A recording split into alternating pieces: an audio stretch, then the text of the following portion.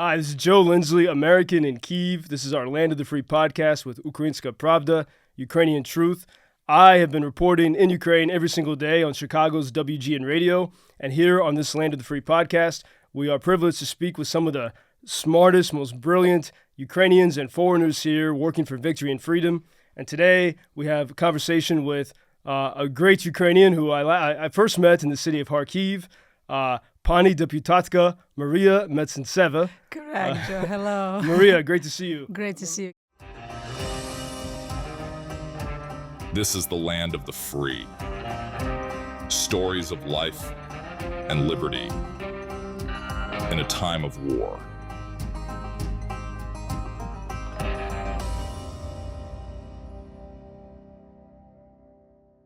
Maria is a member of parliament, or in the Ukrainian language, a deputy of the Verkhovna Rada, the Supreme Council, the parliament of Ukraine, and she's from the city of Kharkiv, one of my favorite places in the world. I call it the center of the free world, just 30 miles from Russia. And Maria, as a member of parliament, you have been not only working on legislation here to help the people of Ukraine in the time of war, but you've been a very key voice traveling the world. You're soon going to the U.S. Probably when this airs, you will be in the United States. Hopefully. And so you are a great advocate of Ukraine and Ukrainian freedom.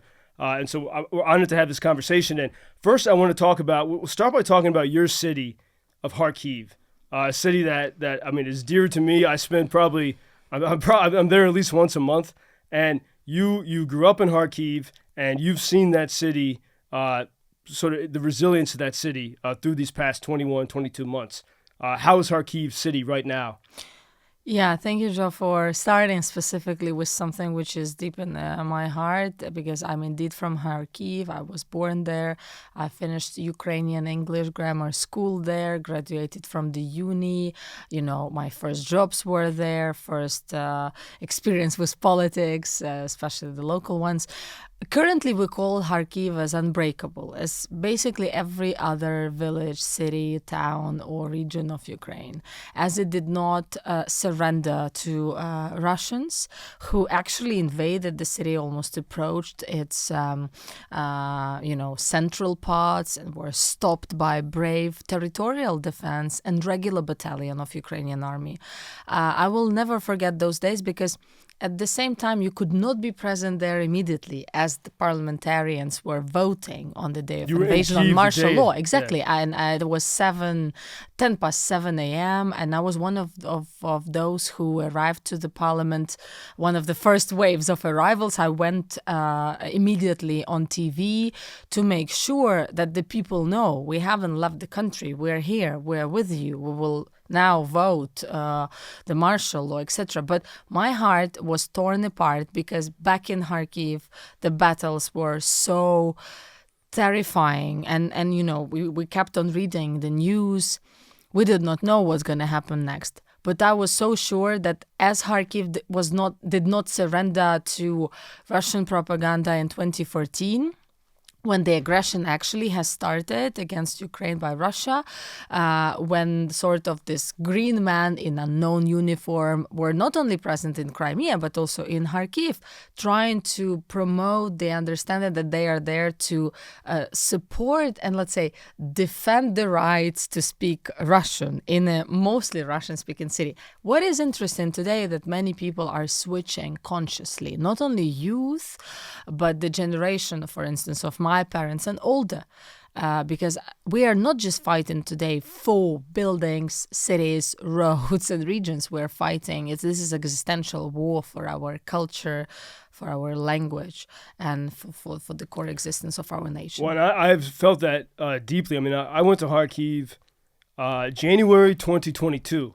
And I wanted to see this city. I don't know why. I was compelled to go visit it. Best time. Yeah, so I got to see it before the full-scale invasion. Yeah. And I never saw a city in my life that had more of the spirit of the American dream. Everyone I met there said, in my city, if you have a goal, if you work hard, you can achieve it. Perfect. And that was the spirit of that city. And then to have all that bombarded. And, the Kharkiv, those first weeks, as you say, it was incredibly intense. But Kharkiv, because I had heard the history of what happened in 2014, Kharkiv was why I knew Ukraine was not going to fall, because the Russians they took it for a few hours maybe in 2014, and the people defended that city. And since in the past year and a half that I've been going to Kharkiv, I've seen more and more people speaking Ukrainian language. That's why I feel at home there. It's this great center of rejuvenation of the Ukrainian spirit. Exactly, and that historically there are several interesting facts. To be very proud, some people in Kharkiv call it the first capital, but it actually was never a first capital. We have the only capital, which is Kiev, since centuries. Mm-hmm. And Kiev is also called the mother of the,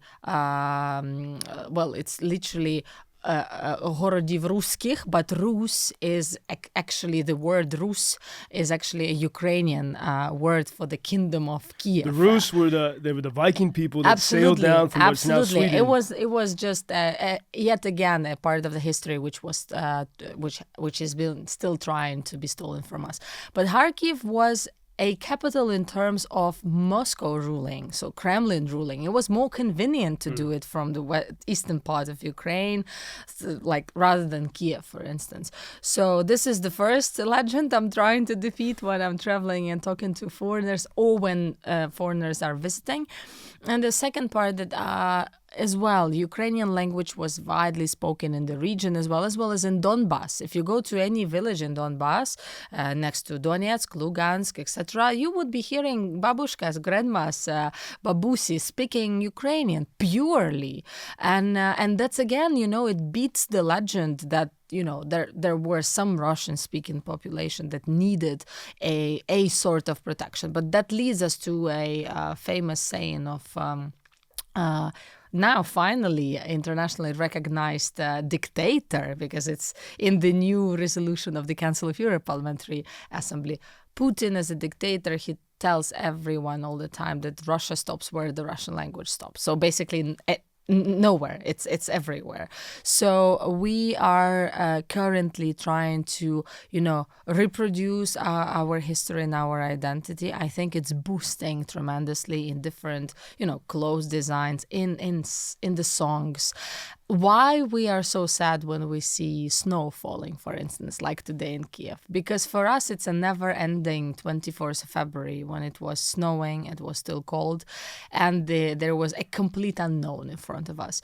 But indeed, regardless what the military experts across the globe were saying, we did not fall within 72 hours. And I think, yet again, the best what we can take from this aggression is that the nation was glued immediately. It was like a super glue. If you remember back in the childhood, when you break something, it can glue it. So the super glue was the aggression, which led to tremendous changes in the society and in the world. It did change the landscape of security. So from, a city of 2 million people population, Kharkiv, to a global scale of the changes, that's impressive. Moreover, point number 3 and 4, which not many people know, we have the largest square, which is Freedom Square, and the largest theater, opera and ballet theater in Europe after the Munich Opera.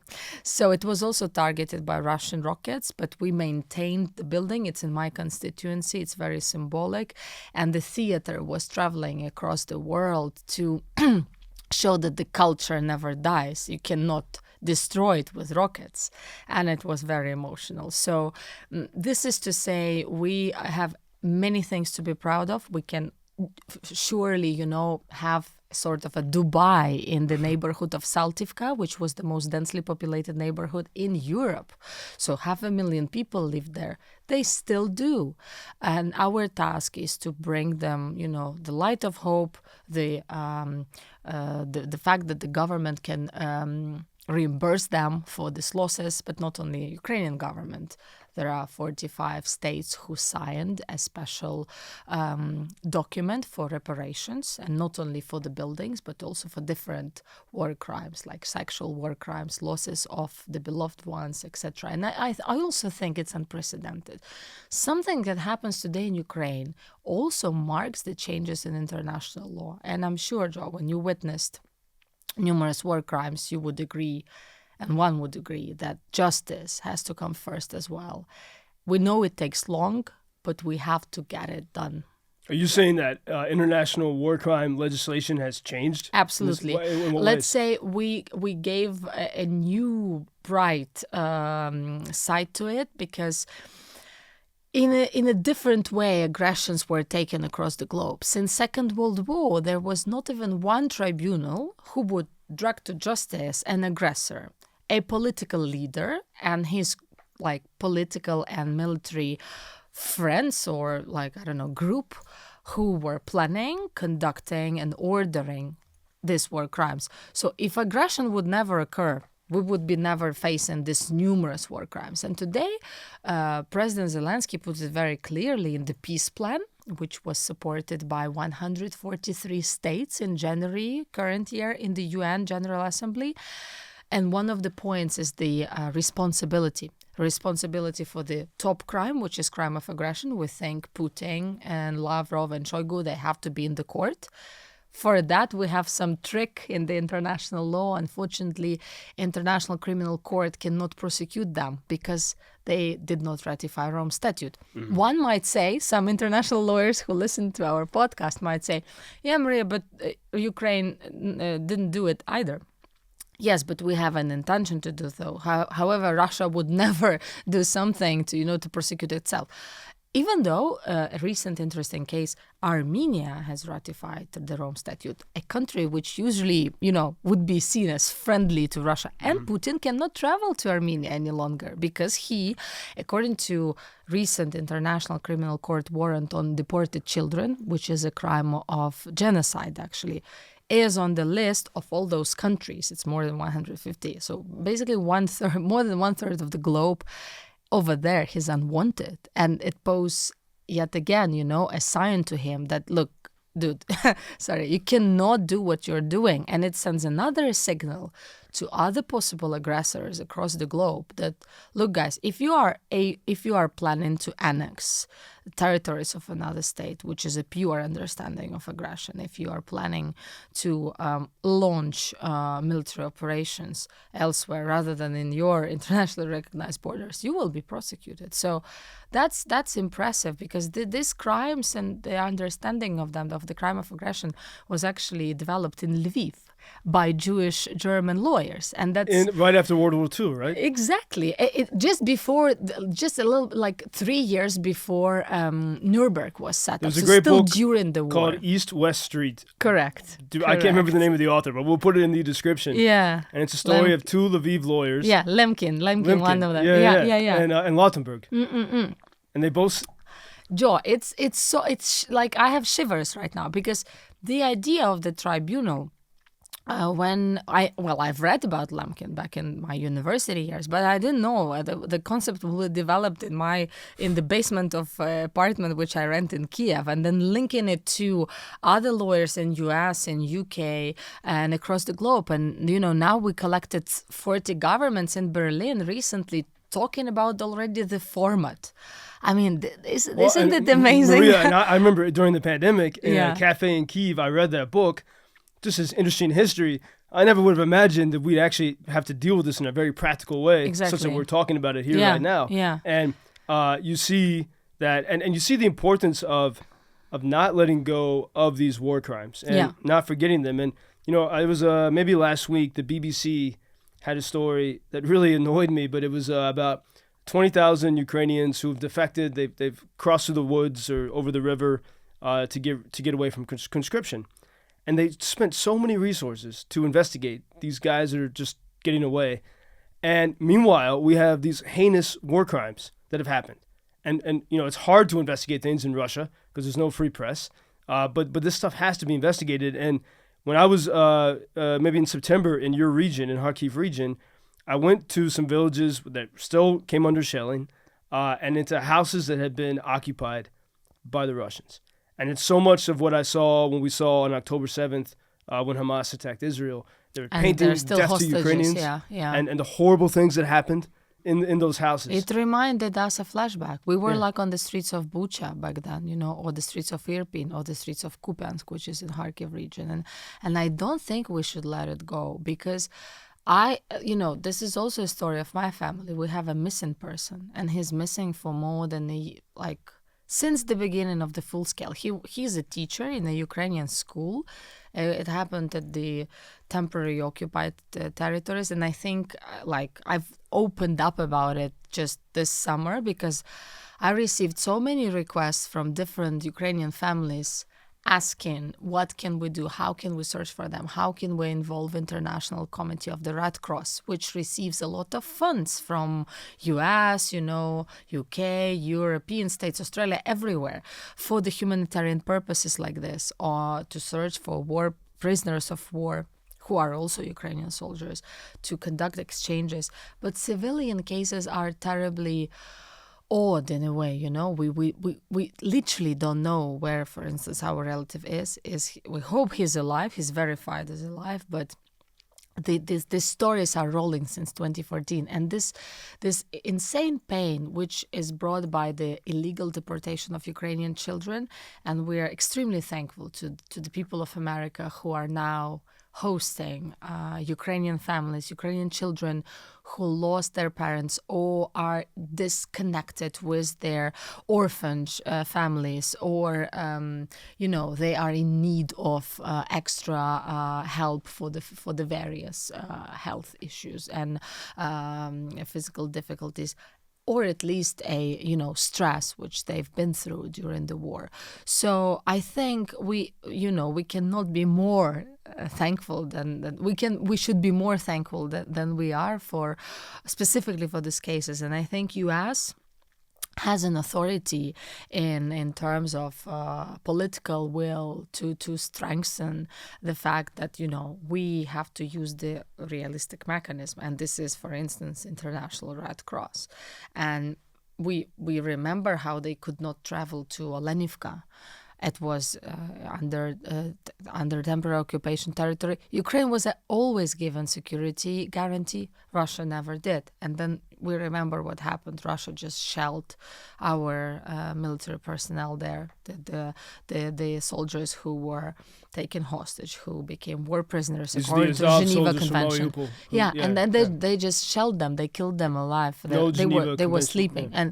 And they tried to accuse Ukraine. Well, all international society knew it was not real. So I think bringing the stories, for instance, what we will do in our tour in America, and not only in San Francisco or New York or DC, our aim is to, first of all, bring these real stories of the families, of children, of culture, of our current needs, and to explain yet again why American taxpayers are investing in this and why it makes such a huge difference to us. Because I think the propaganda which exists in every country is trying, especially the powerful Russian propaganda, we can assess it in different ways, but they do really good sometimes.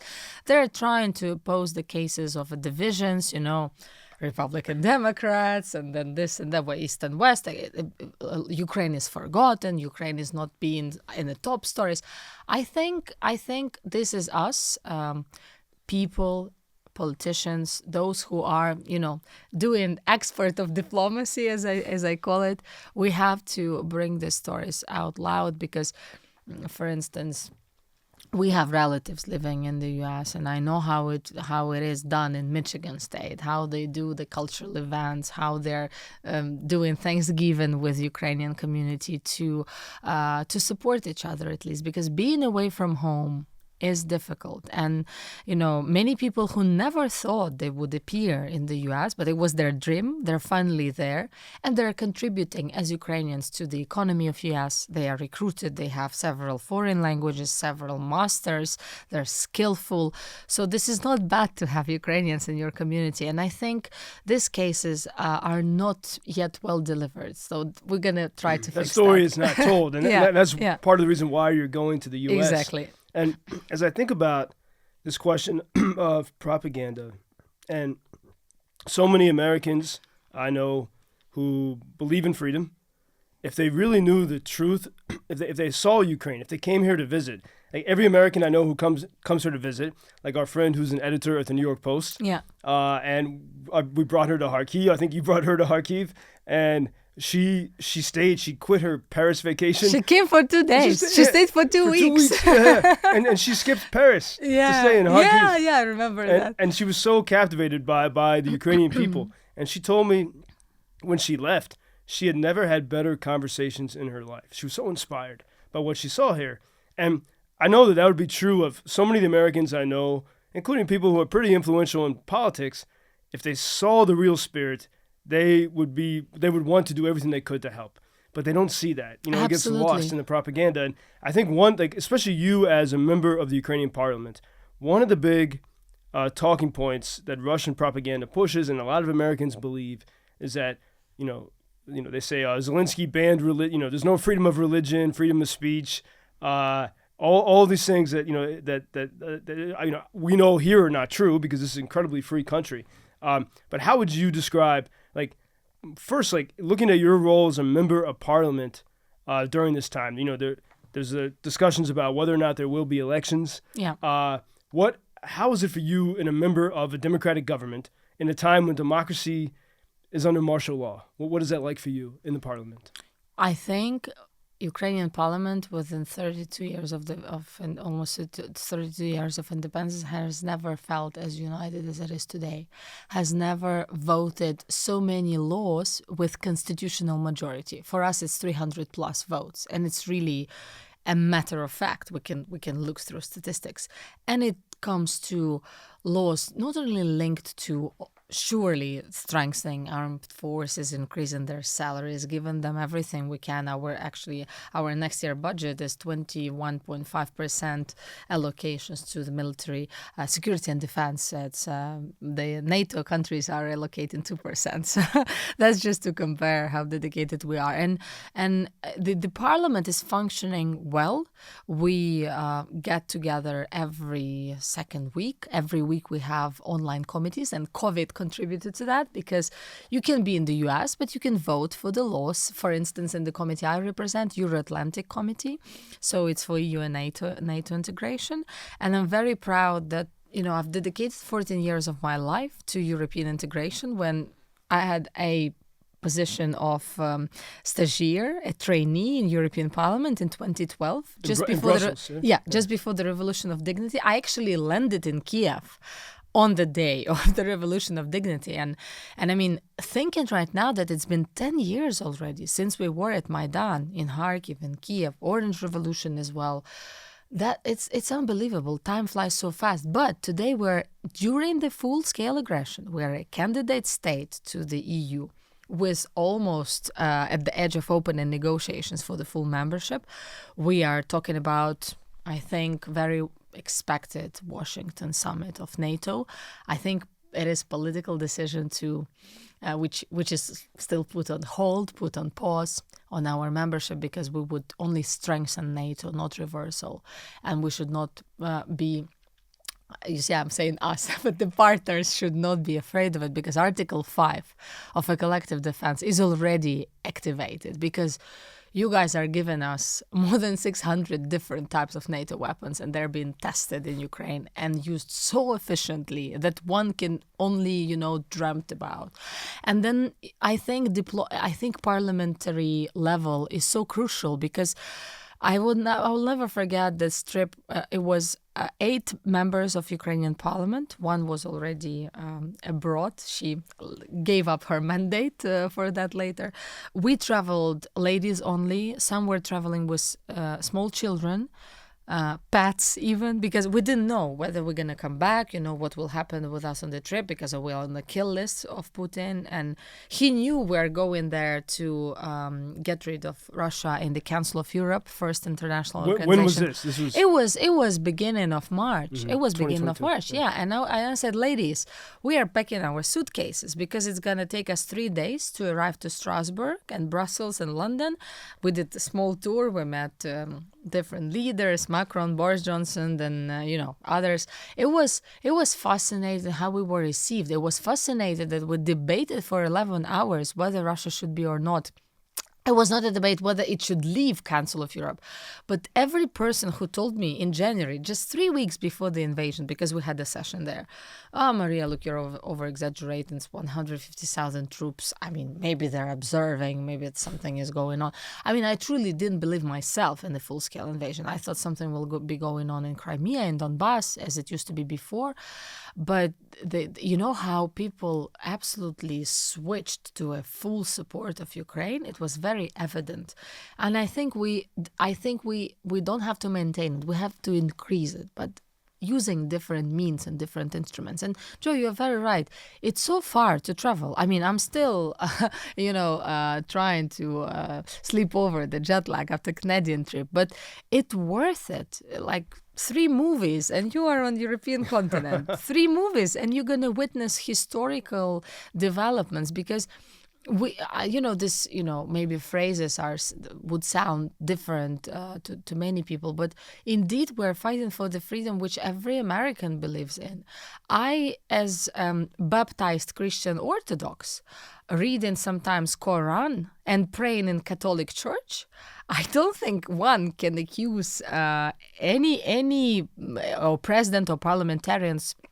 We indeed want to shut down the Moscow church in Ukraine because it's not the church. They're praying for those who are killing us. Yeah. They are praising Patriarch Kirill, who is officially KGB agent. We can Google it. I mean, it's the same face. And I think Americans who would hear our podcast would be very much interested in this story. So the freedom is there. We've been fighting for it constantly. It's not only about this 10 years. It's about our several centuries, or even, I don't know, since the 9th century when the diplomacy was flourishing with other European countries, and the daughters of Yaroslav the Wise, our king, gave birth to another 150 kings and queens across Europe. So, we have nothing to prove. I think we've proven with the blood which remains in the soil of Ukraine, how dedicated we are. But you cannot fight a country with nuclear power, which is occupying our nuclear power station in Ukraine, with sticks. We must have air defense. Yes, indeed, we can rely on our production, but I mean, we're not producing NASAMS or Patriots. It's the U.S. who does. And that's why, Kyiv. And I just give one figure to everyone who would listen to us. It's for instance, the shutdowns in Kiev and other regions already started. Like Facebook reminded me of a picture when I'm eating borscht next to candles because there was nothing to do. It was winter. No light, no nothing. Yeah, internet was almost down because satellites cannot run fast, and it was only able to send some messages of WhatsApps that I'm alive, and it was already happening. So now, more or less, you can see that we are okay. There were no massive shellings because we protected our infrastructure. But one shot from Patriot rocket is $4.1 million, and if the infrastructure of some power plant station is affected, it's $14.9 million. So, I mean, what is cheaper? I think it's cheaper to provide air defense. And, it's not like we're demanding. I think this is the unfortunate reality. And no one is saying that war might not overlap over the ocean one day from one or another side. Russia is quite a big country. And they're testing us. They're testing not only democracy, but they're testing American will every day. Okay, we're going to make another step on the soil of Ukraine by doing these war crimes and shelling hospitals and schools. What's going to be the response? Are you going to put extra sanctions? Are you going to put some oligarchs? And by the way, applause to the Manhattan court, which sent back the funds of some not very known oligarch, but still it's for the reconstruction of Ukraine. So there are many topics which I think we are under speaking, and those movies we've been watching when we were children in Ukraine. It was the favorite nights of Friday when our national TV was showing American movies with the translation into English, but you could still hear American accent and the English, so you can practice a little bit.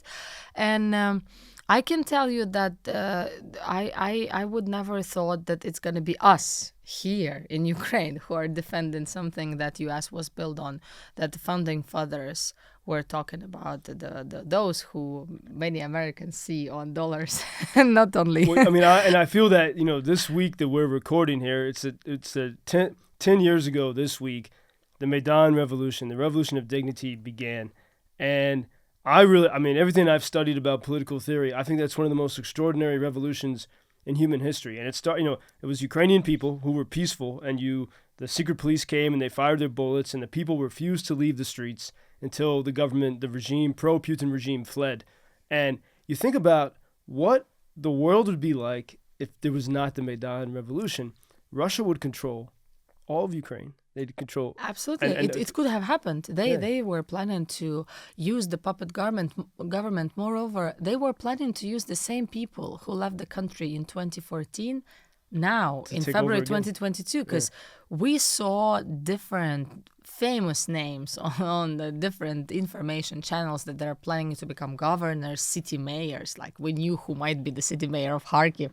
We're like, dude, first of all, you come to Ukraine, pass the courts, pay what you have to pay to Ukrainian banks after you raped them, and then we talk. And well, first you go to jail, and then we talk. So this is something extraordinary which Ukrainian students started. I mean, I was a student myself. I just finished back then my second master's on European integration.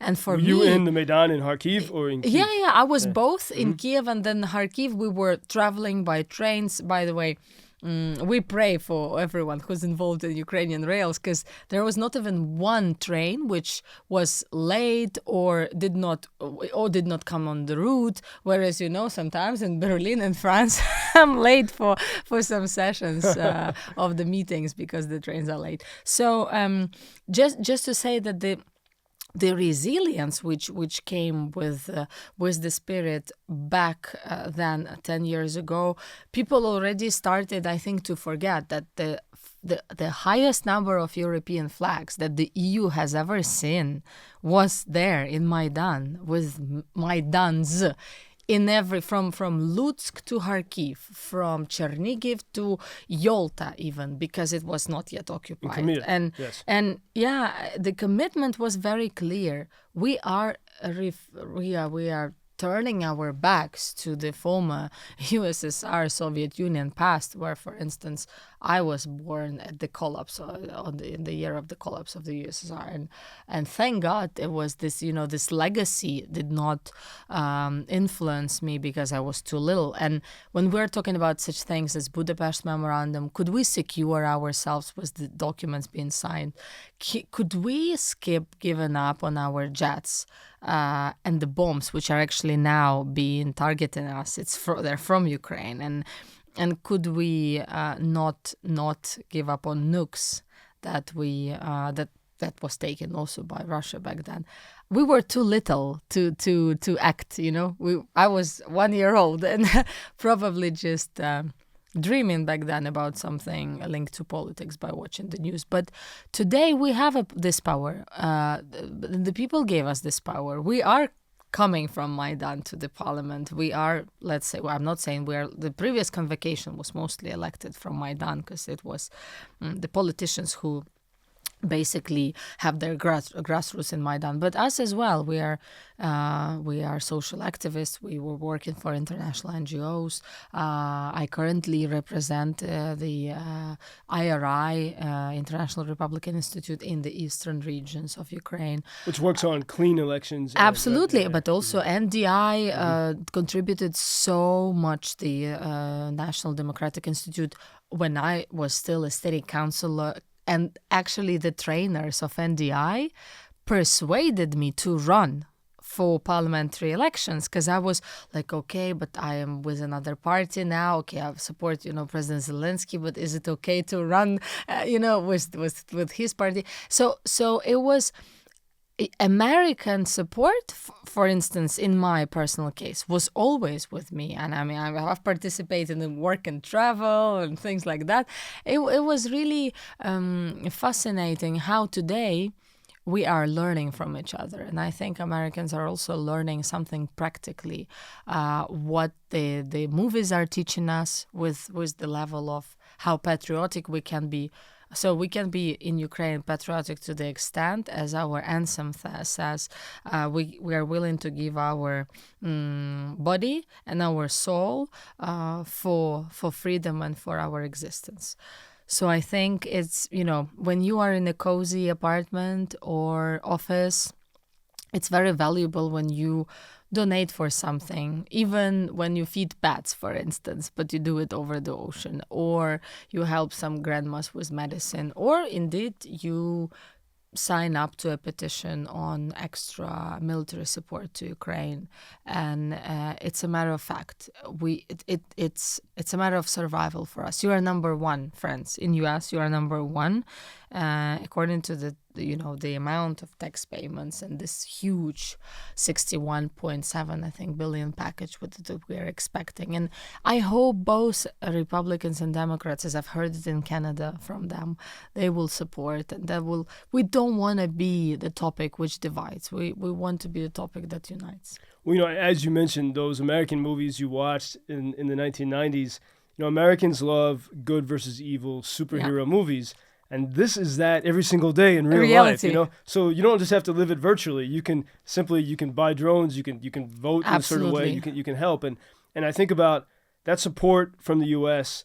So much of it is military equipment. It's not just money. They're not pouring money into Kyiv. It's technology and equipment, which, as you mentioned, Ukrainians are testing and refining and showing what works and what can be improved. It's an amazing testing ground. And to close right now, so here we are. It's wintertime. It's snowy outside, and we have electricity. We have power here. Thanks in God. and this is, even if there wasn't, we'd still be surviving as everyone did last winter. But this is pretty extraordinary. I mean, I think about what happened on September 22nd when Ukraine sent those Storm Shadow missiles from the United Kingdom to the Crimean Peninsula, to the occupied Crimean Peninsula, with such precision. And since then, the Black Sea Fleet of Russia has been on the run. Yeah. And cities like Kyiv are protected because of the Patriot missile battery. But at the same time, you have Kharkiv and Odessa, places without that air defense are bombarded. Places near the front line are hit very often. And Ukrainians have shown, it's for sure, what can be done with these long-range precision missiles. Yeah. But you need more of them. That's very true. And Joe, you are very precise with the names of the items and kits. I would also say that, for instance, platform United24, which can be easily Googled, is providing an opportunity for those who would want to invest or contribute to drones, because everyone who played PlayStation back in the days are now flying FPV drones. And FPV drones is like a spider, like your hand, let's say. It's just for people to understand the how big of a size it is. It costs around $350, and it can destroy a tank of $10 million. So they are effective. And then we have many funny videos how guys are becoming dizzy when they hit the tank. It's immediately a dizzy situation because you're happy, but also flying the FPV drones is not very easy. Like, you have to have the skills. But as I refer it to the PlayStation game, it's funny. We also understand that technologies are overlapping in this war. So when Russians couldn't understand how are we using the drones, how did we manage to throw bottles with water when Kherson region was still under occupation to save the people's life, or how the 92 Brigade, the drone section called Achilles, saved the life of a Russian soldier by taking him by drone to the spot where he became a safety spot, where he became a war prisoner. Yeah, he torn apart his T-shirt with having something white, to indicate that he would want to surrender. And the drone of this Achilles drone group in the 92 Brigade, they took them to the place where he became a war prisoner. I don't know the fate of him now, but Ukraine commits to Geneva Conventions, and I truly believe that he spoke to his relatives, and at least he was alive, unlike those who were next to him during the battle. So they were willing to fight further and died. So that's such a huge, probably for some unrealistic understanding of humanity on the battlefield, of international law at the battlefield. And I think our warriors also invent many things, like they, enhance a little bit this FPV drones, or they play with this. Okay, the Mavic is a Chinese drone, but we still managed to enrich it with some kits. You enrich it and you take away the Chinese technology. Yeah. So they can't spy on you. So also the development of demining of the robots which are demining our territory, because you know that Russians took advantage of this time and they mined fields from 2 to 22 kilometers. That's why the counteroffensive, which everyone was talking about, was it was successful, I think, but it was not as speedy as we would want it to be. So operation in Kharkiv region, let's say Kharkiv 2.0, didn't happen in Zaporizhia area or the Donbas area. But I'm sure it will, because we are receiving with every package, like just yesterday, US announced another package of military support. I think it will be rolling. Yesterday, the Minister of Defense of Germany arrived, I remember us with girls wearing leopard dresses to bring the attention to the topic, because in honor of the Leopard tanks. Yeah, it was Germany. nonsense, like, guys, you have it in the stock, like they are under the dust, standing there waiting for jungles to be open for them, but you don't let it happen. So everything took time. The cluster bombs. Amazing decision on the US side. But it was a political decision. It was the military decision, the security decision was made way before the political one. So, sometimes this penetration of politics into the military and vice versa are making things faster, but usually it's slower down stuff. Well, so on that score, and my last question would be, especially as you're about to go to the US, and you think of the story of the cluster bombs, in the week leading up to the NATO summit in Vilnius, that was the main headline. Oh, controversial cluster bombs coming to Ukraine. None of those stories reported that the American cluster bombs are very different from the Russian cluster bombs. Much more effective, much less collateral damage. And so we got to be very precise about these things. And that gets lost a lot in the American political discourse. And I think another thing, I know for sure, there still is some kind of fear of Russia. A fear that Russia's so-called red lines.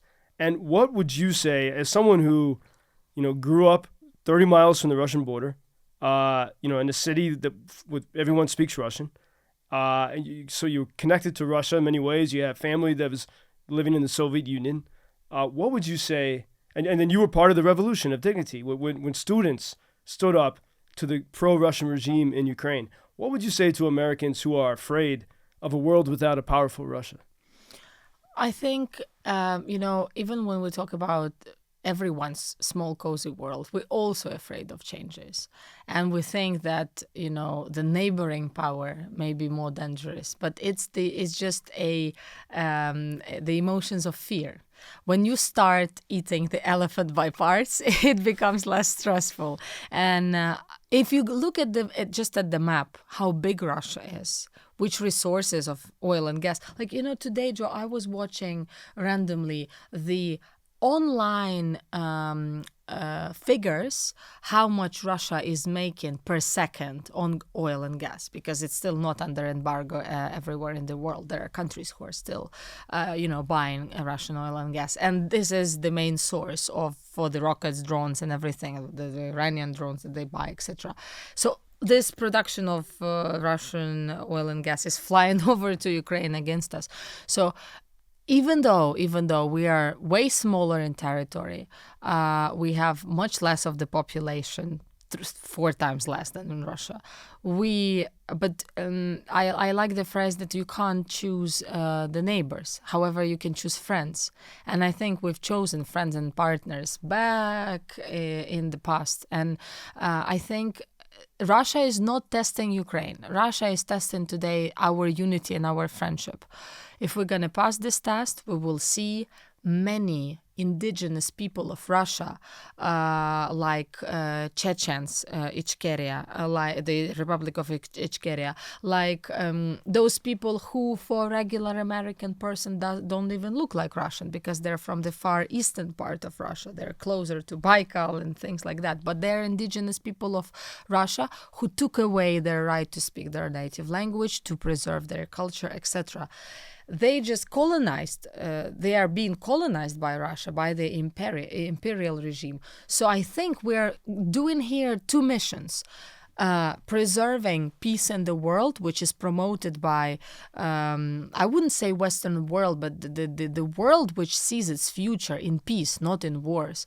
And at the same time, it might free out the people, the indigenous people of Russia, because we don't talk often about that. Russia is not just Moscow and St. Petersburg. There are so many million of people who are there. I'm not saying that Russians are not supporting what Putin is doing. According to the question time they did last time, it's still around 70%. It's decreasing a little bit, but still, we will see what the elections will bring. But I think we should be talking to these indigenous people and to see how they can help us.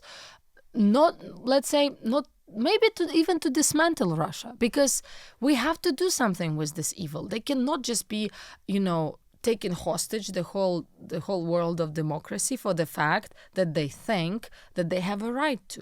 No one gave them that right. So I think we also need to present our cases of history. And American history is very rich and interesting.